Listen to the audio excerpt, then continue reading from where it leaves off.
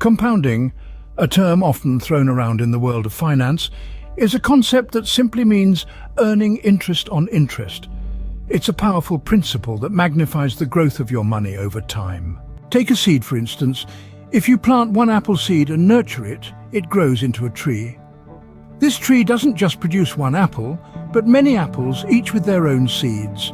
These seeds can be planted again to produce even more trees. That's compounding, growth upon growth. In the financial world, compounding works in a similar way. Suppose you invest $100 in a savings account that earns a 5% annual interest. After 1 year, you'll have $105. But here's where the magic happens. In the second year, you don't just earn interest on your initial $100, you earn interest on the entire $105. That's an extra $2.50 without lifting a finger. Now you might think $2.50? That's not much. But remember, compounding is a long-term game. Let's say instead of $100, you invest $1,000 every year. Over 20 years, with a 5% annual return, you wouldn't have just $20,000, but nearly $34,000. That's $14,000 earned just from compounding. The key to benefiting from compounding is time.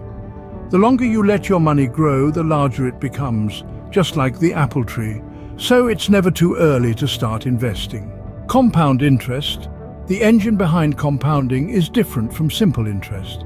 Simple interest is calculated on the initial amount or the principal only.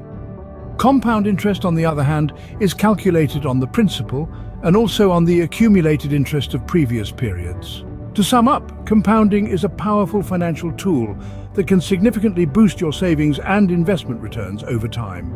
It's like planting a seed and reaping a forest.